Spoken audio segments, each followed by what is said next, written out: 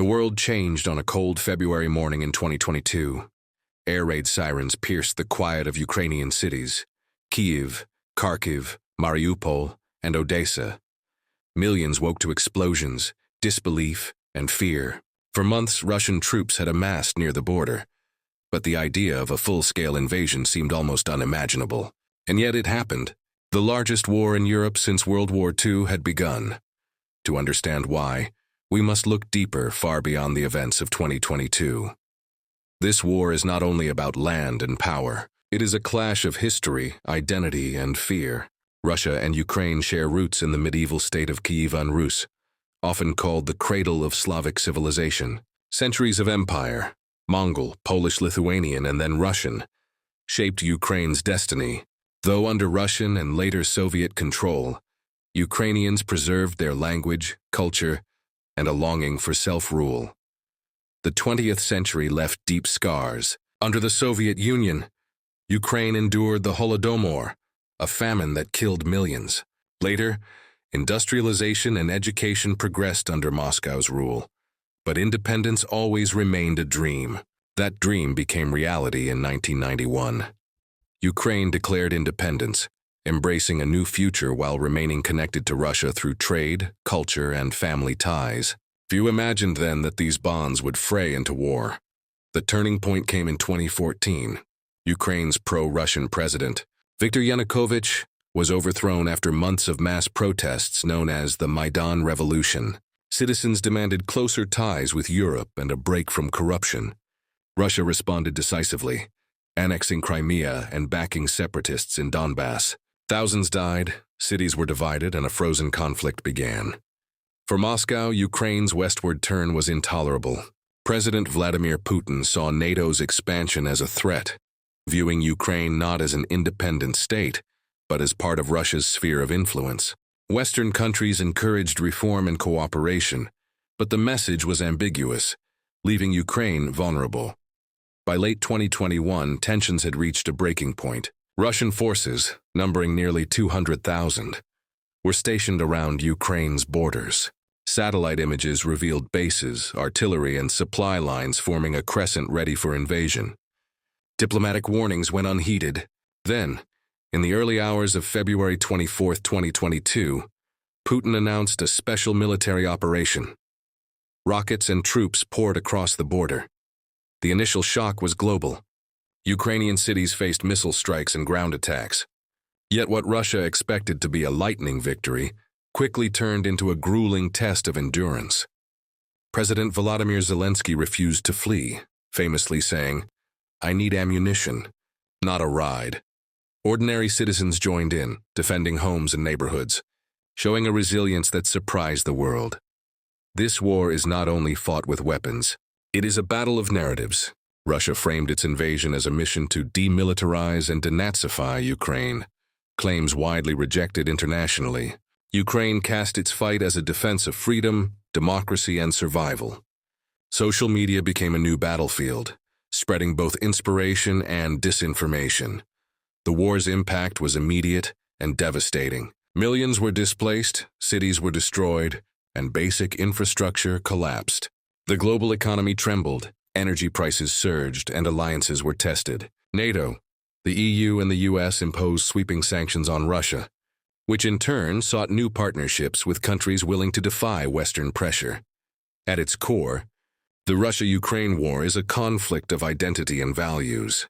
For Putin, it is about restoring Russia's influence and countering NATO's perceived encroachment. For Ukraine, it is about preserving sovereignty and the right to determine its own future. For the world, it is a test of the rules-based international order. Each side believes it is defending something essential, making compromise extraordinarily difficult. By the end of the first year, the spark that ignited the war had become a raging fire. Russian advances stalled, Ukrainian counteroffensives reclaimed territory, and both sides prepared for a long, uncertain struggle.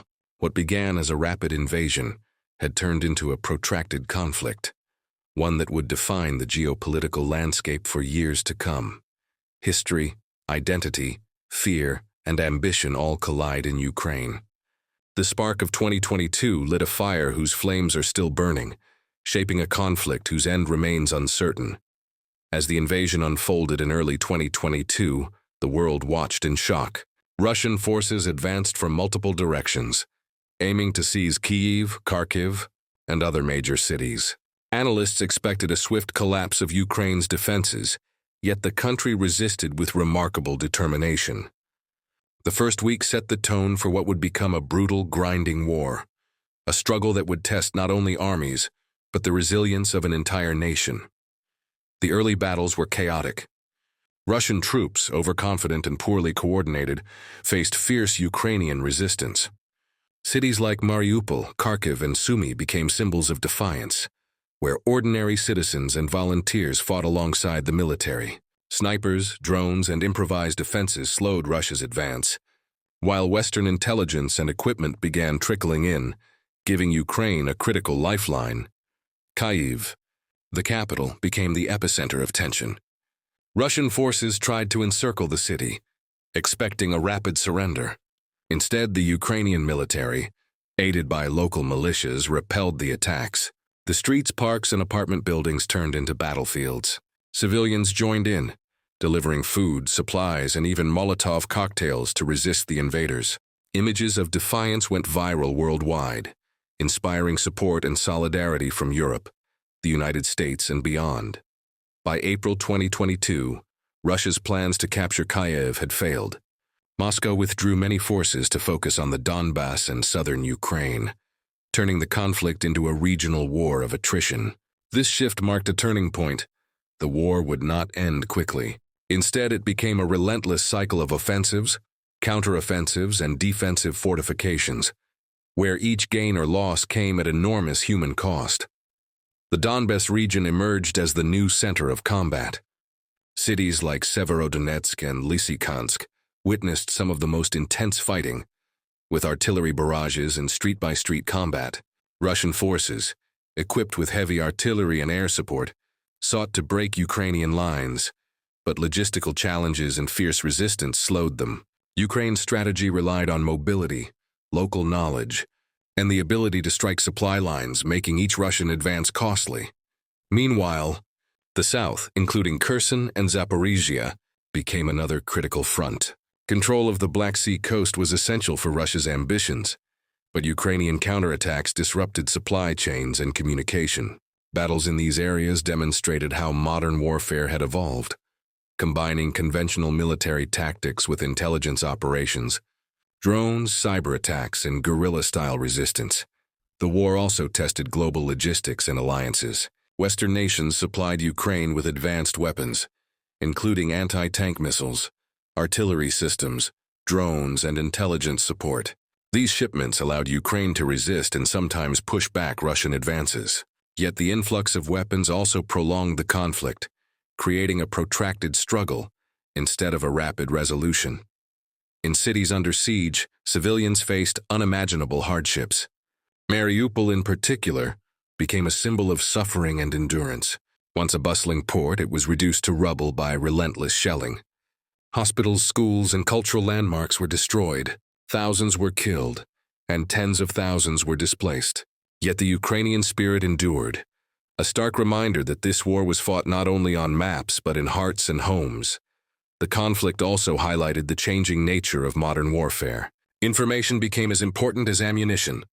Both sides used social media, satellite imagery, and real-time video to shape narratives, rally support, and intimidate opponents. Propaganda and misinformation flooded news feeds, creating a psychological battlefield alongside the physical one. By the end of 2022, the initial shock of invasion had evolved into a prolonged, grinding struggle. Neither side achieved a decisive victory, yet both endured significant losses.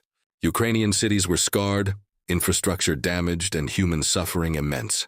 Russian forces faced logistical strain, low morale, and international condemnation. The war had entered a stage of stalemate, where every inch of territory demanded enormous effort to hold or reclaim.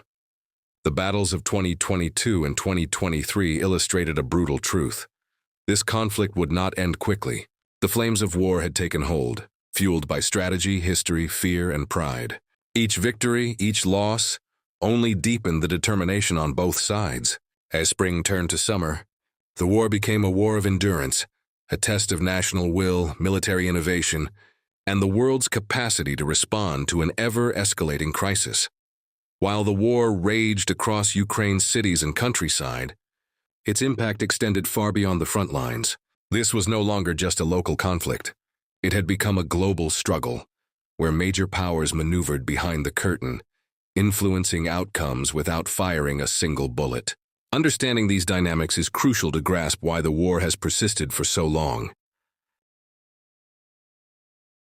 From the very beginning, the West played a decisive role. The United States, European Union, and NATO countries quickly condemned Russia's invasion and provided Ukraine with military, financial, and humanitarian support. Weapons shipments included anti-tank systems, drones, and advanced artillery. Intelligence sharing enabled Ukrainian forces to anticipate Russian movements. These actions were intended to level the playing field, but they also transformed the war into a proxy battle with global stakes. Russia, in turn, sought to counterbalance this support. Isolated from much of the Western world by sanctions, Moscow turned to alternative partners. China, Iran, and North Korea provided varying levels of economic, technological, or diplomatic assistance. China maintained a cautious neutrality, advocating dialogue while subtly undermining sanctions. Iran reportedly supplied drones used in combat, while North Korea became a source of ammunition and artillery shells. These relationships allowed Russia to sustain its war effort, despite widespread international pressure. Energy and economics became weapons as well. Russia, as a major oil and gas producer, leveraged its exports to influence Europe. Cuts to supply and soaring energy prices created political tensions across Western capitals. Europe's reliance on Russian energy highlighted vulnerabilities that Moscow could exploit without firing a shot. At the same time, Western sanctions targeted Russian banks, technology, and elites, aiming to weaken Russia's economy and military capability over time. The United Nations and international organizations also struggled to respond effectively. Peace talks were repeatedly attempted, but often collapsed under the weight of mutual distrust. Negotiations were further complicated by territorial claims, war crimes allegations, and Ukraine's insistence on full sovereignty. Each attempt at diplomacy exposed the complex web of competing interests. Western powers wanted to punish Russia, but avoid direct military confrontation. Russia sought leverage and recognition of its territorial gains. Ukraine demanded survival and restoration. Social media and information warfare played an equally crucial role. Both Russia and Ukraine waged psychological battles on a global stage. Russian narratives emphasized security concerns and historical claims, while Ukraine framed its struggle as a fight for democracy and freedom. The world's attention became another battlefield. Public opinion influenced the flow of aid, the pressure on leaders, and the morale of both civilians and soldiers. The proxy nature of the conflict also created a long-term deadlock. Direct confrontation between NATO and Russia remained off-limits, yet both sides heavily armed and advised their respective allies. Each escalation risked broader consequences, making careful maneuvering essential. This delicate balance has contributed to the war's endurance. No side could achieve a decisive victory without risking an uncontrollable escalation. In addition, regional politics influenced strategies. Neighboring countries like Poland, Hungary, and Turkey acted to support Ukraine while safeguarding their own security. Arms transfers, refugee support, and logistical assistance strengthened Ukraine's resilience. Conversely, Russia consolidated control over occupied regions, attempting to legitimize its advances through local administrations, referendums, and propaganda campaigns. The global economy was caught in the crossfire. Grain shortages, supply chain disruptions, and rising energy costs affected countries far from the battlefield. Developing nations faced food insecurity, inflation, and political unrest, illustrating how deeply interconnected modern warfare has become. This interconnectedness has, paradoxically, both intensified and prolonged the conflict. Even as bombs fell and missiles struck, it was clear that much of the war's trajectory depended not on soldiers alone, but on strategy and leverage played out across continents. Each country, each decision, each shipment of weapons shifted the balance subtly. The hands behind the curtain, diplomats, generals, oligarchs, and policymakers, shaped the war almost as much as those on the ground. By the end of this stage, it became evident why the war could not end quickly. The battlefield was intertwined with geopolitics, economics, and global perception. Russia could not withdraw without losing face, and Ukraine could not surrender without risking national annihilation. The proxy nature of the conflict, combined with the intricate web of alliances and interests, made compromise difficult and escalation dangerous. The war had become a global chessboard, with every move scrutinized, every response calculated, and every delay contributing to its persistence. Ukraine was fighting for survival. Russia was fighting for influence. The world was watching, maneuvering, and reacting. And in this intricate web of power and politics, no simple resolution seemed possible. While battles raged across Ukrainian cities and the world debated strategy, the true cost of the war unfolded in the lives of ordinary people. War is never just about territories or political gains. It is about human suffering, the loss of homes, livelihoods, and the fragile threads that hold communities together. By 2023, millions of Ukrainians were displaced, and countless families faced trauma that would last generations. The humanitarian crisis was staggering. Cities like Mariupol, Kharkiv, and Severodonetsk were reduced to rubble. Hospitals, schools, and residential buildings were destroyed. Survivors lived without electricity, water, or food, often hiding in basements and shelters while bombs fell above. In Mariupol alone, tens of thousands were killed or forced to flee, many never returning. For families, the war brought not only loss of life but the shattering of routines. No schools, no work, no safe streets. Internally displaced persons and refugees became a visible reminder of the war's human toll. Countries bordering Ukraine, such as Poland, Romania, and Hungary, took in millions of refugees, straining resources but providing crucial safety. Refugee camps, temporary shelters, and urban accommodations became lifelines. But displacement brought new challenges: overcrowding, health risks, and the psychological trauma of leaving everything behind. Children in particular suffered deeply, missing school, witnessing violence, and enduring the anxiety of an uncertain future.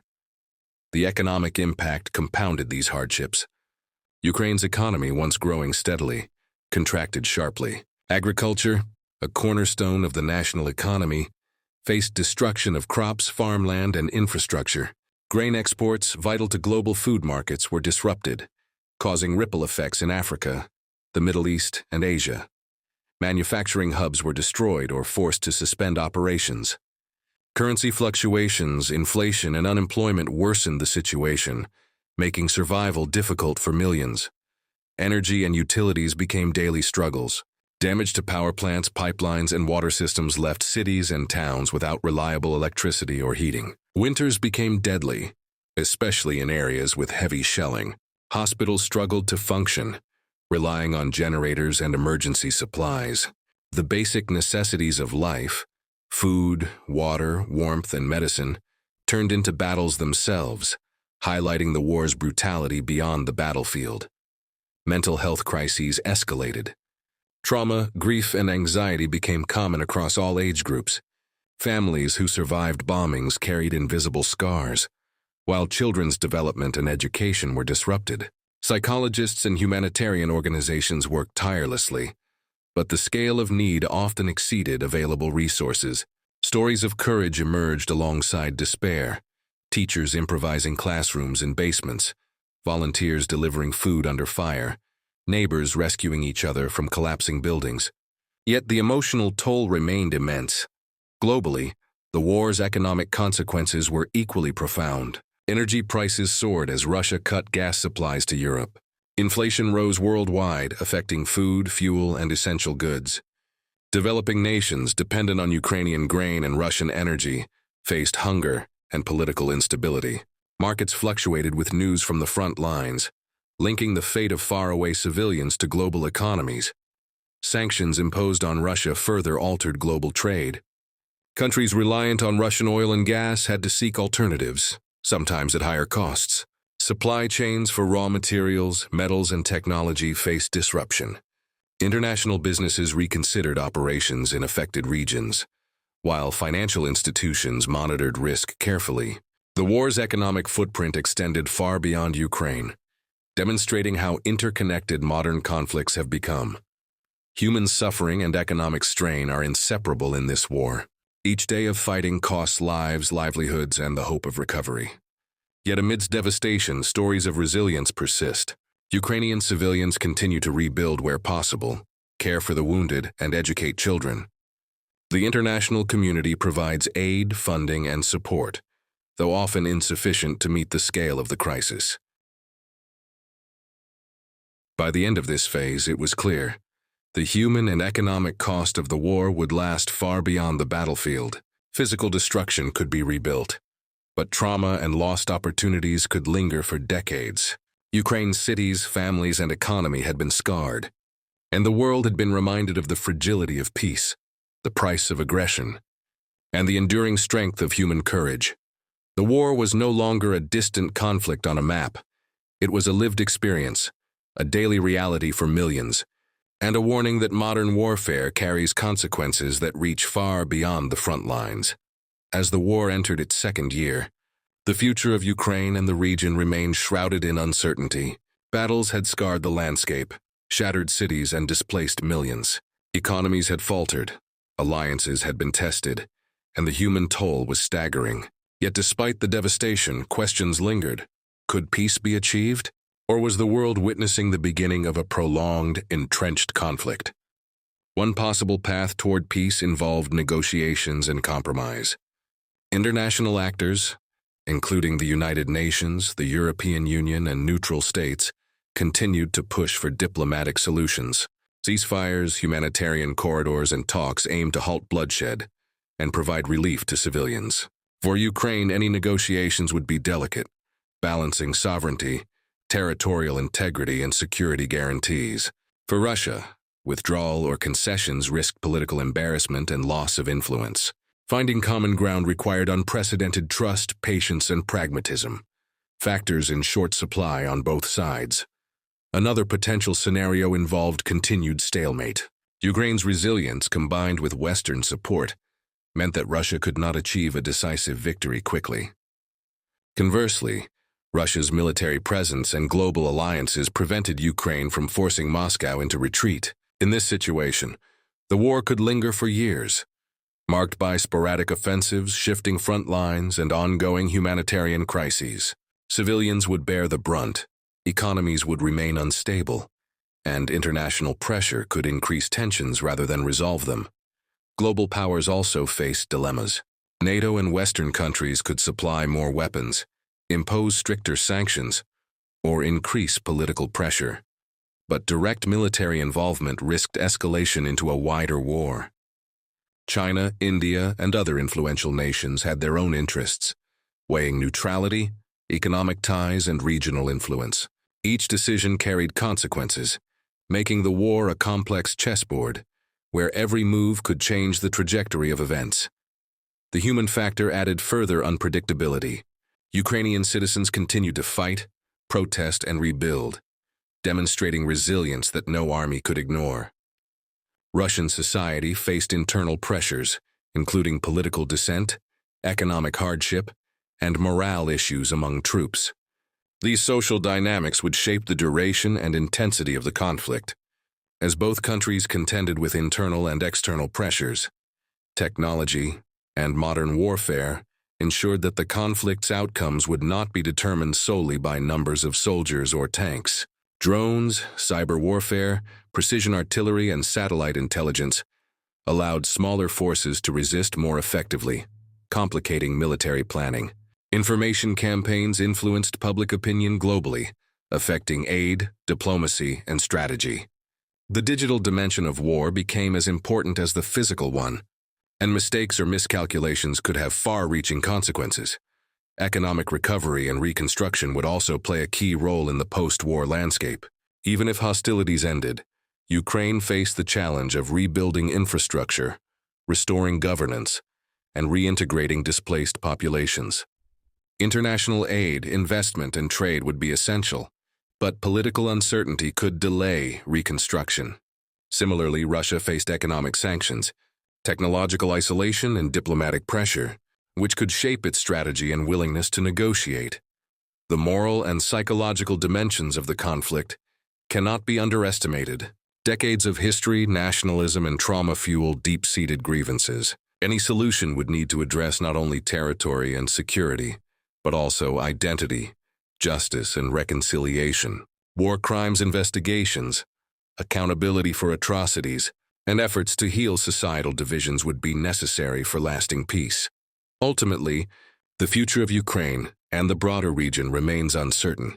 The conflict could end through negotiations, drawing international guarantees and restoring relative stability, or it could descend into protracted warfare, with shifting front lines and persistent crises. Both scenarios carry risks, costs, and consequences that extend beyond borders.